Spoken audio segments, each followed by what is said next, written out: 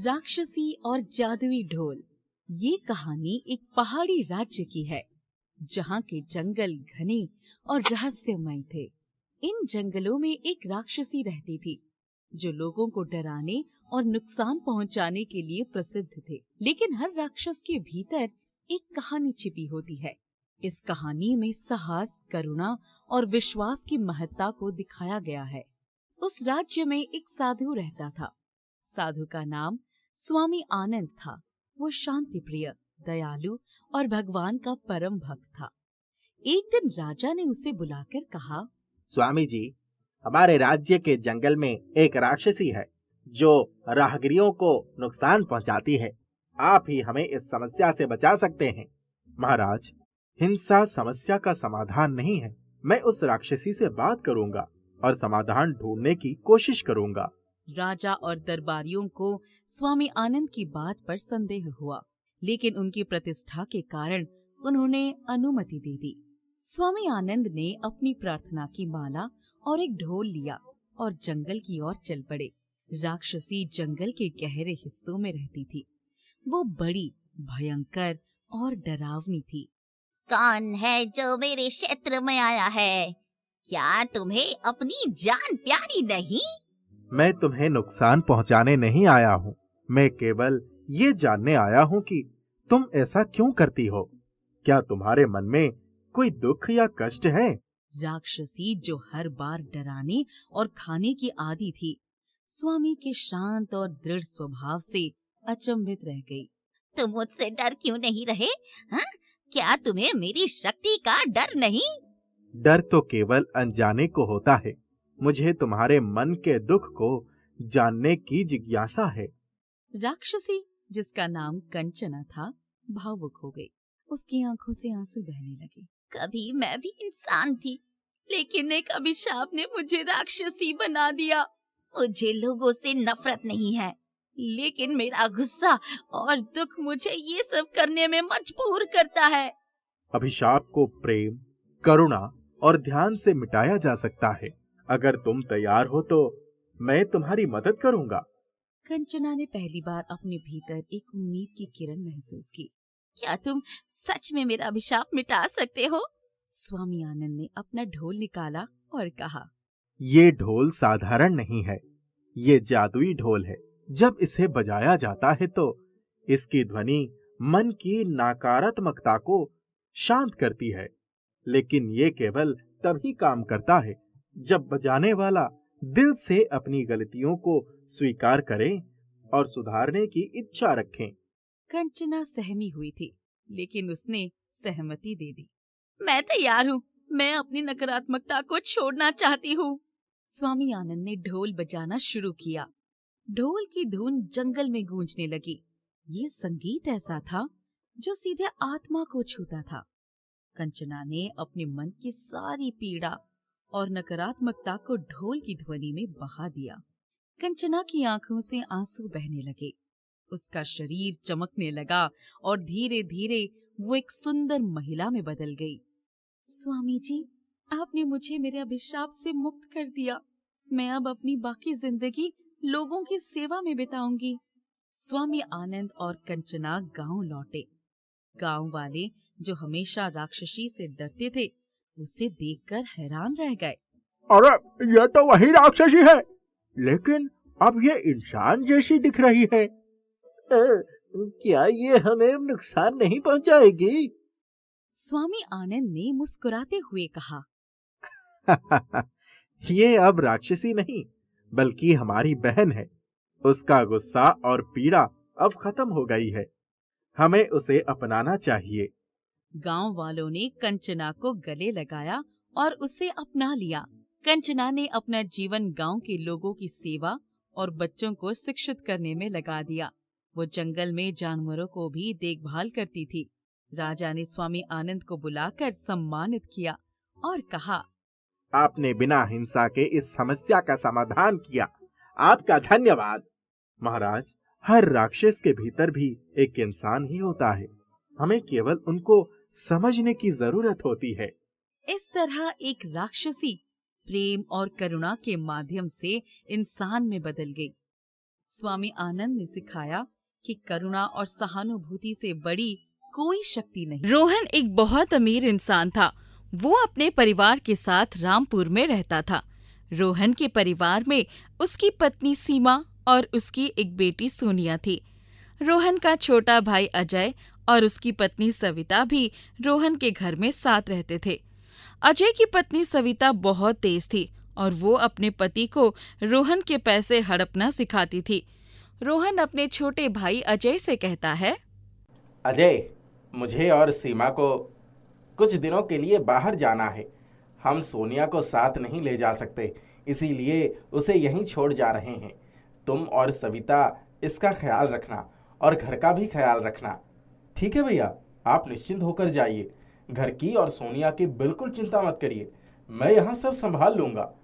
रोहन के जाने के 2 दिन बाद ही पुलिस वाले रोहन के घर कॉल करके ये बताते हैं कि रोहन और सीमा की कार दुर्घटना में मौत हो गई।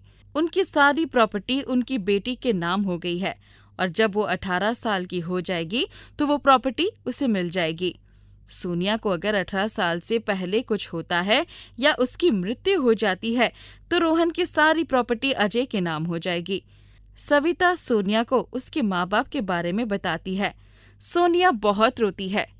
कुछ वक्त गुजरता है और अब सोनिया को अपने चाचा चाची के साथ रहने की आदत हो जाती है।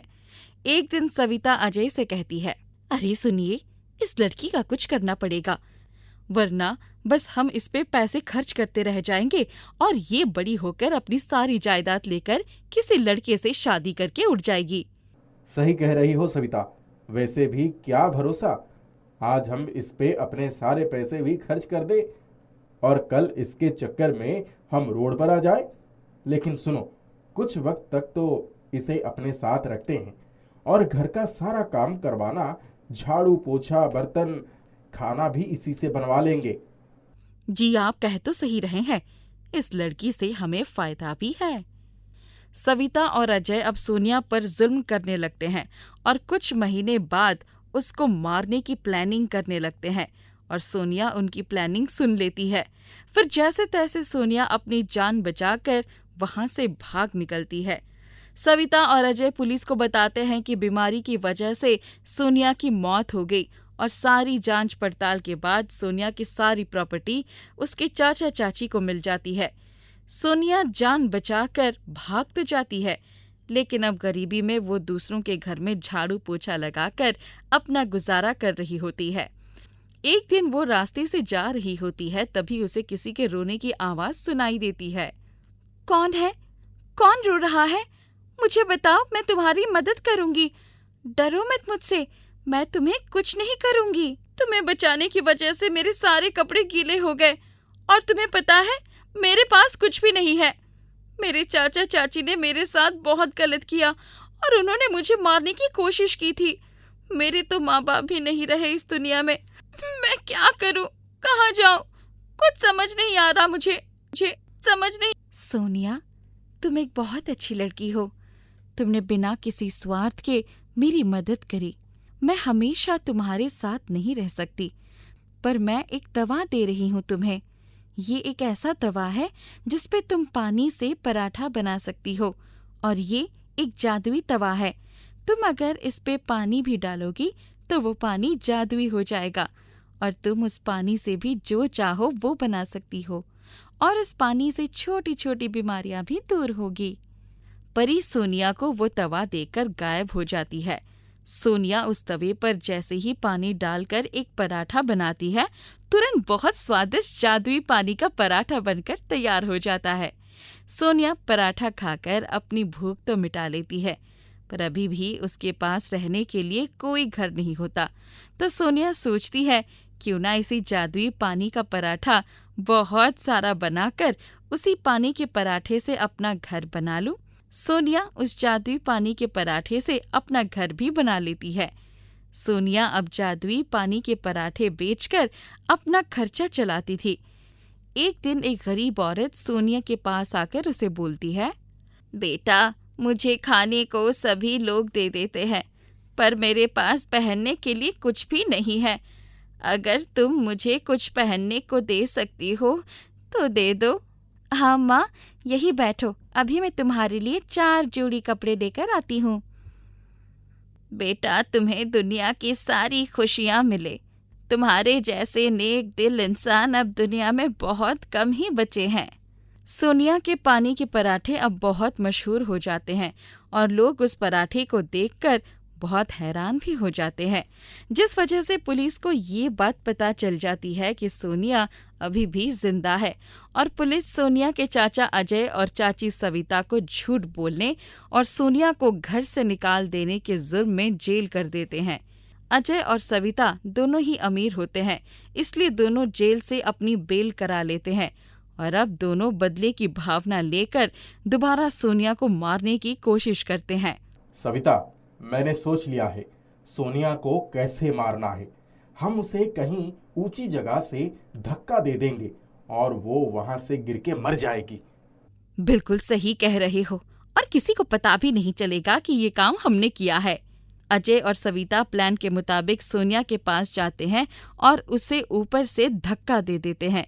सोनिया तुरंत जादुई पानी के पराठे से एक पुल बना लेती है और उस पे चलकर भाग जाती है।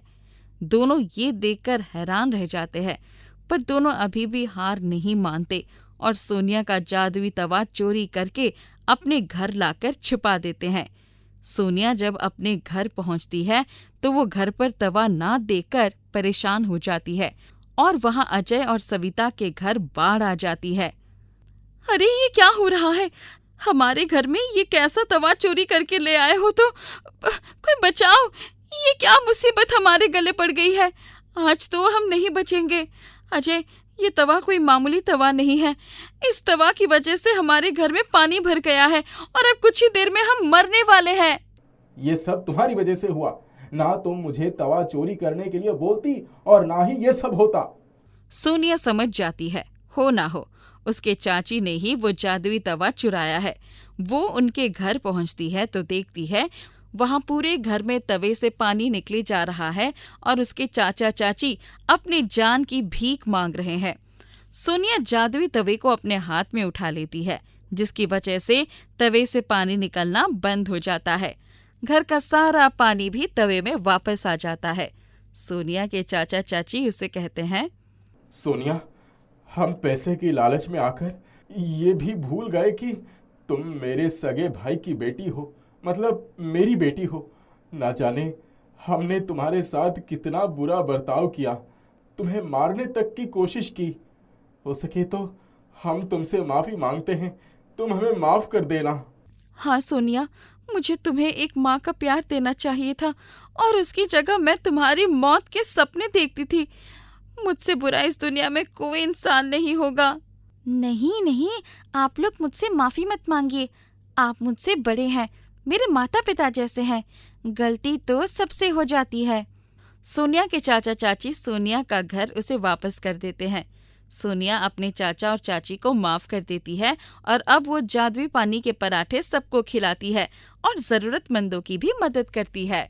एक बार एक गांव में हीरा नाम का बहुत ही गरीब व्यक्ति रहता था। उसके परिवार में उसकी माँ, पिता और उसकी छोटी बहन थी। वो मोची का काम किया करता था। उससे जो भी पैसा कमाता उसी से अपने परिवार का गुजारा चलता था। अरे भाई, जरा इस जूते को तो सिल देना, चलते हुए अचानक से फट गया। जी साहब, इसका तला अलग हो गया है, मैं अभी सील देता हूँ। अच्छा, थोड़ा जल्दी करो। हाँ, कितने रुपए लगेंगे ये बनाने में? वैसे तो 50 रुपए लगते हैं साहब, लेकिन अपनी इच्छा से जो दे दे। तभी वहाँ से 2 व्यक्ति बात करते हुए गुजरते हैं और सभी का ध्यान उनकी बातों पर जाता है। तुमने सुना, कुछ दिनों से नेताजी गांव का दौरा करने आ रहे हैं। हाँ भाई, इसीलिए गांव में सफाई चल रहा है। रोज प्रधान के घर के आगे लोगों की बैठक लगी रहती है। जब भी कोई बड़ा व्यक्ति आता है, प्रधान सारे अच्छे काम तभी करते नजर आते हैं। कुछ नहीं भाई, ये सब भी एक दिखावा है। नेताजी प्रसन्न होकर कोई ना कोई इनाम घोषित कर देंगे, वो भी प्रधान की जेब में ही चला जाएगा। हीरा वहाँ बैठकर उन सब की बातें सुनते हुए चुपचाप अपना काम कर रहा था और सोचने लगता है, कोई भी आए, खैर हमें उससे क्या लेना देना। हमारे तो वही गरीबी के दिन और वही गरीबी की रात। गरीब चाहे कितनी भी मेहनत कर ले, ना तो उसके बारे में नेता सोचता है और ना सरकार। उस गांव का प्रधान बहुत ही लालची था। वो सरकारी काम के नाम पर पैसे ऐंठता और उससे अपनी जेब भर लेता था। उसने आज तक गांव या उसके गरीब लोगों के बारे में भी कभी नहीं सोचा। नेताजी का गांव के दौरे पर आना उसके लिए ऐसा ही एक पैसे ऐंठने वाला मौका था, जिसके लिए वो किसी भी हद तक जा सकता था। अगले दिन सुबह प्रधान अपनी गाड़ी में आता है। ये तुम जितने भी लोगों ने सड़क के किनारे अपनी दुकानें लगाई हैं, उन्हें जल्दी से जल्दी खाली कर दो। नेताजी आएंगे और ये देखेंगे तो उनके सामने गांव की क्या इज्जत रहेगी। सभी लोग प्रधान के सामने गिड़गिड़ाने लगती हैं। अगर वो अपनी दुकान वहां से हटा लेंगे तो फिर उनकी रोजी रोटी कैसे चलेगी।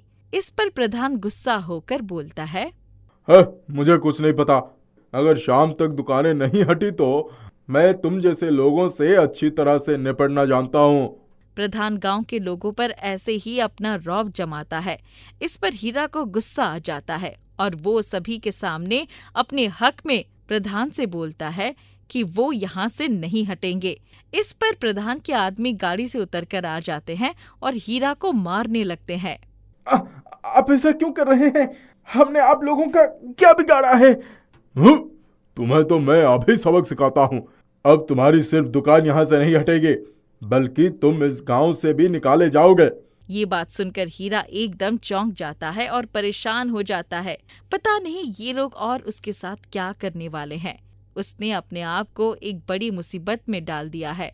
प्रधान अपने आदमियों से कहकर हीरा का तुड़वा देता है और वे उसे धक्के मारकर गांव से निकाल देते हैं। कोई और है जो मेरे खिलाफ बोलना चाहेगा? इतना सब झेलने के बाद हीरा अपना सामान लेकर घर आता है और जो भी उसके साथ हुआ परिवार वालों को बताता है। वे ये सब बताते बताते रोने लगता है। कोई बात नहीं बेटा, दिल छोटा नहीं करते। जिनका कोई नहीं था उनके भगवान होते हैं। हम गांव के बाहर पुराने वाले घर में जाकर रह लेंगे।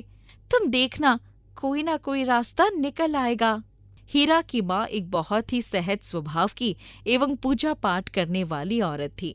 वो हीरा को समझा ही होती है कि तभी उन्हें अपने दरवाजे पर एक आहट सुनाई देती है और जब हीरा दरवाजा खोलता है तो वहाँ पर एक बूढ़े बाबा खड़े होते हैं।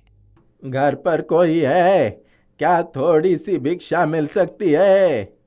उस बाबा की ऐसी बात सुनकर हीरा की माँ अंदर से जाकर जो कुछ भी थोड़ा उसके पास सामान बचा हुआ था भिक्षा के लिए ले आती है। लेकिन वो कोई साधारण आदमी नहीं था, बल्कि बाबा के रूप में खुद देवता था। तुम्हारा बहुत बहुत धन्यवाद बेटी। ये लो, इस बाबा को भिक्षा देने के बदले तुम ये कुछ टमाटर के बीज रख लो। ये कोई साधारण बीज नहीं है। इससे तुम जो भी पेड़ लगाओगे और उससे जो भी चाहोगी वो सब मिलेगा। जी बाबा, आपका बहुत बहुत धन्यवाद। उसके बाद अपने पुराने घर जाकर हीरा की माँ उस बीज को लगा देती है और कुछ ही दिनों में वो बीज टमाटर के पौधे में बदल जाता है। वो कोई आम पौधा नहीं था, बल्कि जादुई था।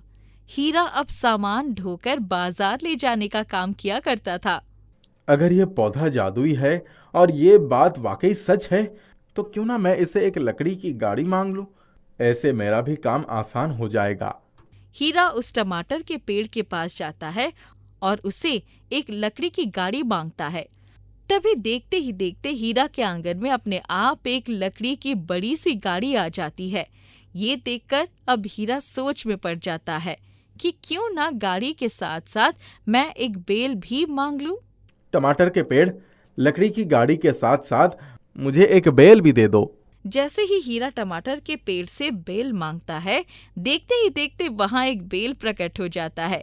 अब हीरा अपना सामान इसी बेल गाड़ी पर लाद कर शहर ले जाया करता था। ये गाड़ी वो बेल दोनों ही जादुई थे।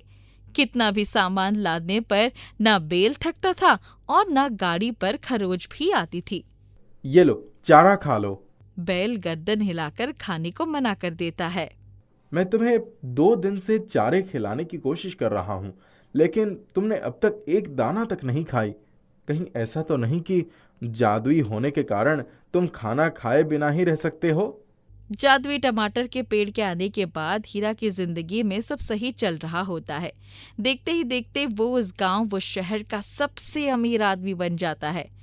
वो उस जादुई बैलगाड़ी की मदद से अपना व्यापार चारों तरफ फैला लेता है। साहब, आपको नेताजी ने खाने पर बुलाया है। ठीक है, मैं चला जाऊंगा। जरूर उन्हें व्यापार सिलसिले में कुछ बात करनी होगी। अगले दिन जब हीरा नेताजी से मिलने जाता है तो वहां पर प्रधान भी मिलता है। प्रधान हीरा की कामयाबी देखकर जलने लगता है।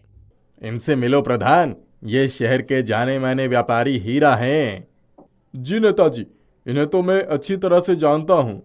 प्रधान जलन के कारण मन ही मन सोचता है, ये जूते सिलने वाला मामूली सा मोची एकदम से इतना अमीर कैसे बन गया?